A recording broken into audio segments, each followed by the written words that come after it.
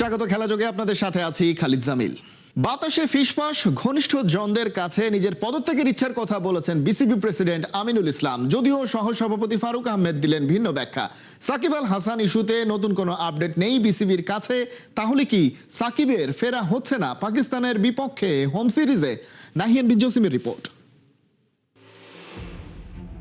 একই অনুষ্ঠানে বিসিবির বর্তমান দুই পরিচালক বসা তামিম ইকবাল থেকে ঠিক একটা টেবিল দূরত্বে, যেখানে ছিলেন সহসভাপতি ফারুক আহমেদ। অথচ কারো সঙ্গে কারো দেখা হয়নি, কথাও হয়নি। কাছে থেকেও যেন মনে হচ্ছিল দূরত্বটা অনেক বেশি। বাংলাদেশ ক্রিকেটের বর্তমান প্রতিচ্ছবি। কিন্তু সেই দূরত্বটা তামিম ইকবাল কমালেন নিজে এগিয়ে গিয়ে, হাসি মুখে কথা বলে খোঁজ খবর নিলেন ফারুক আহমেদ সহ একই টেবিলে বসা বাংলাদেশ ক্রিকেটের 4 ক্যাপ্টেনের। আপনি যারা আছে ক্রিকেট সংক্রান্ত সবার সাথে একটা সুষম সম্পর্ক থাকা খুবই জরুরি, কেননা আমরা সবার গোল কিন্তু একটাই। একটা গোলে আমরা এগিয়ে যাচ্ছি, বাংলা ক্রিকেটের উন্নতি এবং বাংলাদেশ ক্রিকেট। এই জন্য আমার মনে হয় আরেকটু সৌহার্দ্যপূর্ণ সম্পর্ক হলে ভালো হয়।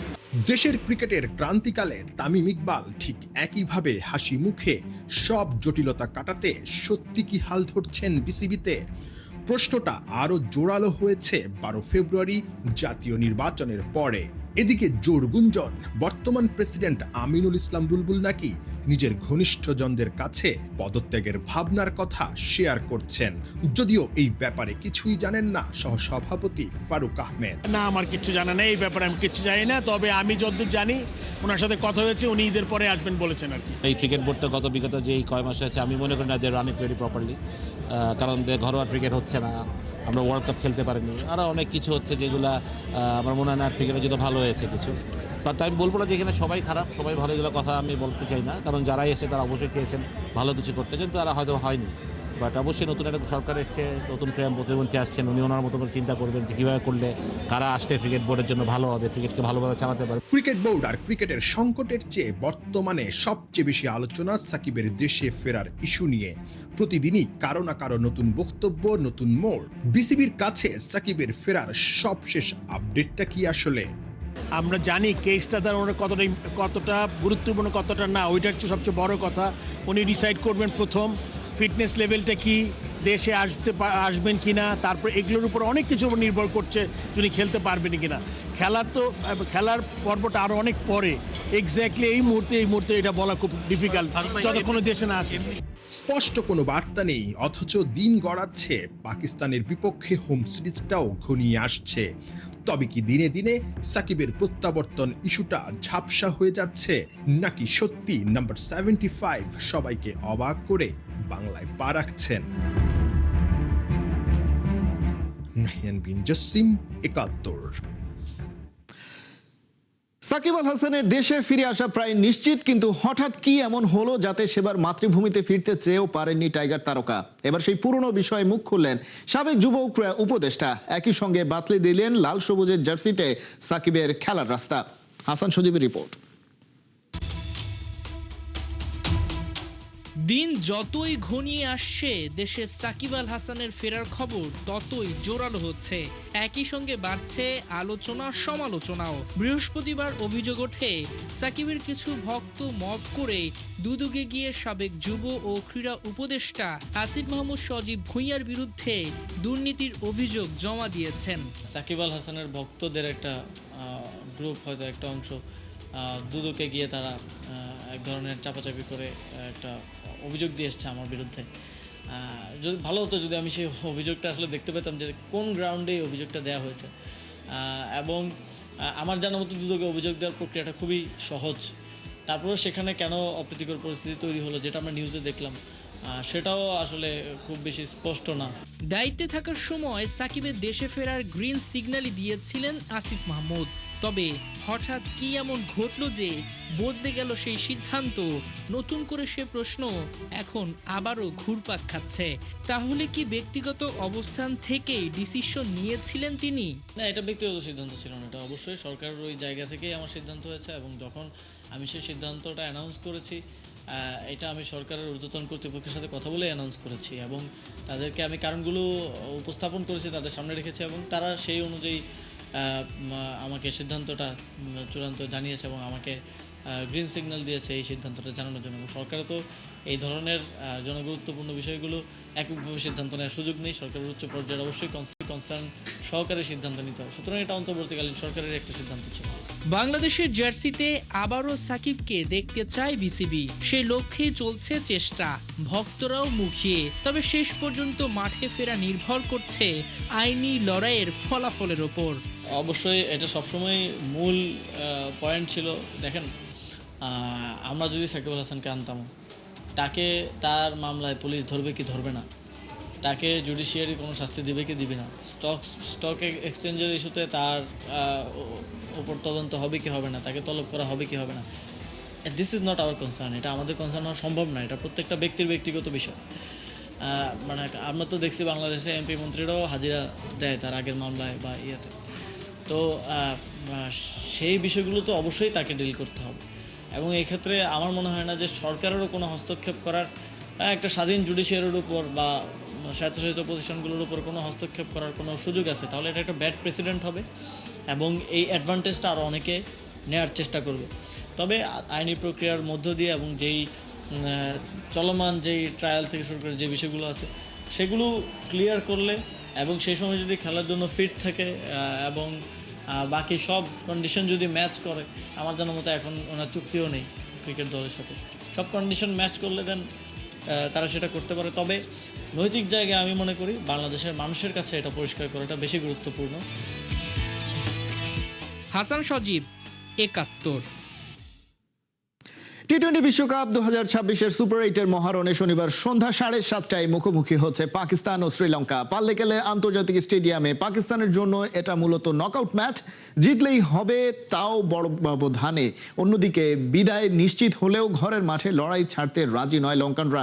সামনাসামনি আলী আগার নেতৃত্বে সুপার 8-এ এখনও জয়ের মুখ দেখেনি পাকিস্তান। ইংল্যান্ডের বিপক্ষে 2 উইকেটের নাটকীয় হার এবং নিউজিল্যান্ড ম্যাচ পরিত্যক্ত হওয়ায় তাদের পয়েন্ট মাত্র 1। তাই এবার রান রেটের লড়াইয়েও সমান গুরুত্বপূর্ণ। শ্রীলঙ্কা সুপার 8-এ ইংল্যান্ড ও নিউজিল্যান্ডের কাছে বড় ব্যবধানে হেরে ছিটকে গেছে। তবে হেড টু হেডে 29 ম্যাচে 12 জয় নিয়ে লঙ্কানরা জানে কিভাবে পাকিস্তানকে চাপে ফেলতে হয়। সবশেষ দেখায় জানুয়ারিতে ডাম্বুলায় 24 রানে জিতেছিল তারাই। সেমিফাইনালের দৌড়ে টিকে থাকতে পাকিস্তানের শুধু জয় নয়, বড় জয় প্রয়োজন। একই সঙ্গে তাকিয়ে থাকতে হবে ইংল্যান্ড নিউজিল্যান্ড ম্যাচের ফলের দিকে।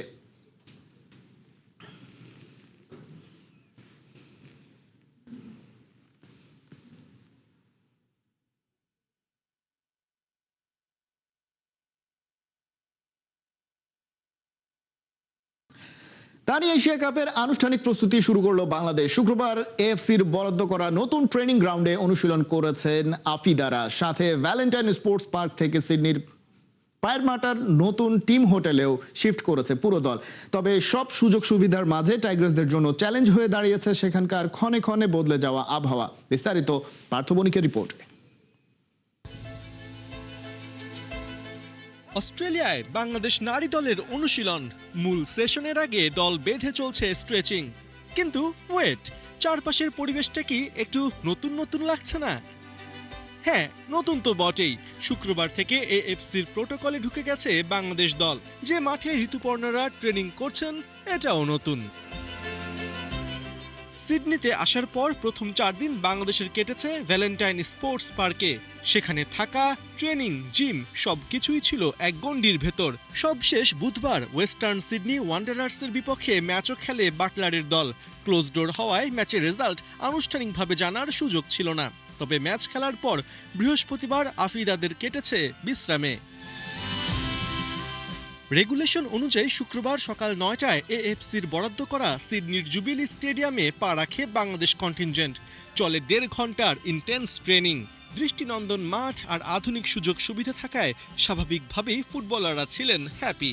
সেশন শেষে যা নিজ মুখে জানিয়ে গেছেন দলের সহকারী কোচ মাহমুদা আক্তার অনন্যা। ওয়েদারের ব্যাপারে বলতে চাই, সেটা হচ্ছে এই রৌদ্র, এই বৃষ্টি, তারপর আমরা চেষ্টা করছি যে ওয়েদারের সাথে খাপ খেয়ে ট্রেনিং করতে। দলে তেমন কোনো ইনজুরি নেই, ছোটোখাটো ইনজুরি যেটা আছে আলহামদুলিল্লাহ ফিজিও আছে, ওটা রিকভারি হচ্ছে। আর দলের পারফরমেন্স আলহামদুলিল্লাহ সবাই সুস্থ আছে, সবাই সবার বেস্টটা দেওয়ার চেষ্টা করতেছে। ট্রেনিংয়ের অংশ হিসেবে এদিন নিজেদের মধ্যে ভাগ হয়ে ২০ মিনিটের একটা ম্যাচও খেলে বাংলাদেশ দল। তবে গেল দুদিন ধরে আবহাওয়া যেন নিজেরাই খেলায় নেমেছে। এই গরম তো এই ঠান্ডা, সাথে আবার বোনাস হিসেবে বৃষ্টি।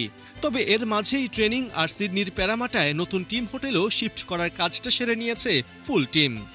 এত সুন্দর মাঠ, এত সবকিছু অর্গানাইজ, মানে আসলে মাঠ দেখেও আমাদের না প্লেয়ারদেরও ভালো লেগেছে। তারা মানে চাচ্ছে যে প্রতি মুহূর্ত যদি ট্রেনিংয়ের টাইমটা আরও বেশি থাকতো তাহলে করার জন্য, যেহেতু আজকে আমরা 2 ঘন্টার জন্য ফিল পেয়েছি। সব কিছু ওভারঅল ওকে, আইসের জন্য সব কিছু ঠিক আছে, ওয়াটারের জন্য সব কিছু রেডি। মানে মাঠে আসতেছি, জিনিসগুলো ক্যারি করে ফিল্ডে নেমে যাচ্ছি। বৃষ্টির মধ্যেই আফটার ট্রেনিং ডিসকাশনে বাংলাদেশ দল, সবার চোখে মুখেই আত্মবিশ্বাসের ছাপ স্পষ্ট। আর এটাই তো স্বাভাবিক, যে বাধা আর চ্যালেঞ্জ জয় করে বাঘিনীরা আজকের এই পর্যায়ে, সেখানে তাদের মনোসংযোগে ব্যাঘাত ঘটায় এমন সাধ্য যে আবহাওয়ারও নেই। পার্থ বণিক, ৭১। ইউরোপীয় ফুটবলের মুকুট যুদ্ধ ইউএফা চ্যাম্পিয়ন্স লিগের লিগ পর্বের হিসেব নিকেশ শেষ। এবার শুরু আসল খেলা। ড্র হতেই যেন কাঁপছে ইউরোপের আকাশ। আবারও রিয়াল মাদ্রিদ বনাম ম্যানচেস্টার সিটি। পিএসজির সামনে চেলসি। হেভি ওয়েটের পর হেভি ওয়েট, যেন শেষ ১৬তেই ফাইনালের গন্ধ। চ্যাম্পিয়ন্স লিগের পূর্ণ ড্র সহ বাকি সব আপডেটস জানাচ্ছেন জুবাইর নূর। এ যেন আধুনিক যুগের ইউরোপীয় এল ক্লাসিকো। টানা ৫ম মৌসুমেও চ্যাম্পিয়ন্স লিগের নকআউটে রিয়াল মাদ্রিদ বনাম ম্যানচেস্টার সিটি। দুই দলের লড়াই মানেই ট্যাকটিক্যাল দাবা, হাই প্রেসিং এর ঝড় আর শেষ মুহূর্তের নাটক। গত ৪ বছরে semifinal, quarter final, play of সব জায়গাতেই মুখোমুখি এই দুই জায়ান্ট। ২০২২-২৩ মৌসুমে রিয়ালকে উড়িয়ে দিয়ে নিজেদের প্রথম চ্যাম্পিয়ন্স লিগ জিতেছিল সিটি। আবার গত মৌসুমে ছিটকে পড়তে হয়েছিল লস ব্লাঙ্কোসের কাছে। প্রতিশোধ আর প্রমাণের গল্প দুটোই এবার পাশাপাশি। ড্রয়ে তুলনামূলক স্বস্তিতে আছে আর্সেনাল। লিগ পর্বে শীর্ষে থাকা গানারদের সামনে বায়ার লেভারকুজেন। গতি, ট্রানজিশন আর তরুণ শক্তির লড়াই। আর জিতলে কোয়ার্টার ফাইনালে সম্ভাব্য প্রতিপক্ষ স্পোর্টিং অথবা ইতিহাস গড়া বোদো গ্লিম্ট। শিরোপাধারী পিএসজির সামনে চেলসি। ক্লাব বিশ্বকাপ ফাইনালের স্মৃতি এখনো টাটকা। সেই ম্যাচে ব্লুদের আধিপত্য ছিল স্পষ্ট। এবার মঞ্চ ইউরোপের। এমবাপ্পে পরবর্তী পিএসজি কি প্রমাণ করতে পারবে তারা এখনো চ্যাম্পিয়ন মেটাল দিয়ে তৈরি, নাকি চেলসির তরুণ স্কোয়াড আবারও চমক দেখাবে? লিভারপুলের সামনে তুরস্কের অগ্নিগর্ভ গ্যালারি। গালাতাসারায়ের মাঠে লিগ পর্বে ১-০তে হেরেছিল রেডরা। এবার নকআউটে ফিরতি হিসাবের পালা। একই সময় আতলেতিকো মাদ্রিদ বনাম টটেনহাম। সিমিওনের রক্ষণাত্মক শৃঙ্খলা, আক্রমণাত্মক গতি। নিউক্যাসলের সামনে বার্সেলোনা। লিগ পর্বে সেন্ট জেমস পার্কে ২-০তে জিতেছিল কাতালানরা। জোড়া গোল করেছিলেন মার্কাস রাশফোর্ড। এবার ইংলিশদের সামনে ঘুরে দাঁড়ানোর মঞ্চ। আর বোদো গ্লিম্ট তো গতবারের ফাইনালিস্ট ইন্টার মিলানকে বিদায় করে ইতিহাস গড়া নরওয়ের প্রতিনিধি। তাদের সামনে স্পোর্টিং সিপি। রূপকথা কি আবারও বড় হবে? এক নজরে এবার দেখে নেওয়া যাক শেষ ১৬ লড়াই। Real Madrid versus Manchester City, PSG versus Chelsea, Galatasaray versus Liverpool, Newcastle versus Barcelona, Atletico Madrid versus Tottenham, Atalanta versus Bayern Munich, Bayer Leverkusen versus Arsenal এবং Bodo Glimt versus Sporting CP. প্রথম leg ১০ ও ১১ March, ফিরতি leg ১৭ ও ১৮ March. ১৮০ মিনিটের আগুনজোড়া পরীক্ষায় ভুলের সুযোগ নেই। এখানে নাম নয়, বাজেট নয়, মাঠে কে কতটা ক্ষুধার্ত সেটাই শেষ কথা। ইউরোপ প্রস্তুত, মহারণের কাউন্টডাউন শুরু। জুবায়ের নূর, ৭১। ফুটবলের মাঠে দেখা মিলল বিচিত্র এক ঘটনা। ভক্তের ভালোবাসার চোটে শেষ পর্যন্ত মাটিতেই পড়ে গেলেন বিশ্বকাপ জয়ী আর্জেন্টাইন কিংবদন্তি লিওনেল মেসি। শুক্রবার সকালে পুয়ের্তো রিকোর এক প্রীতি ম্যাচের শেষের দিকের ঘটনা এটা। হয়ে গেছে আজব এক কাণ্ড। ম্যাচের ৮৮ মিনিটে কয়েকজন দর্শক মাঠে ঢুকে পড়ায় বিশৃঙ্খল এক পরিস্থিতির সৃষ্টি হয়। এর মধ্যে এক ভক্ত মেসিকে জড়িয়ে ধরে নিয়ন্ত্রণ হারিয়ে মাটিতে ফেলে দেন। আর ঠিক সেই মুহূর্তেই মেসিকে রক্ষা করতে আসা নিরাপত্তা কর্মীরাও পড়ে যান। তবে এমন অদ্ভুত পরিস্থিতিতে পড়েও মেসির কোনো চোট পাননি। তবে এই ঘটনার পর দর্শকদের মাঠে ঢুকে পড়ার আর থামানো যায়নি, যার বেশিরভাগই ছিল শিশু আর কিশোর। শেষ পর্যন্ত স্থানীয় পুলিশ ও নিরাপত্তা কর্মীদের হস্তক্ষেপে পরিস্থিতি নিয়ন্ত্রণে আনা হয় এবং ম্যাচ শেষে মেসিকে নিরাপদ স্থানে সরিয়ে নেওয়া হয়। এই ছিল এখনকার খেলাযোগে। সরাসরি সংবাদ অনুষ্ঠান দেখতে চোখ রাখুন ৭১-এর ফেসবুক পেজে এবং সাবস্ক্রাইব করুন ৭১-এর ইউটিউব চ্যানেলে। ৭১-এর সাথেই থাকুন।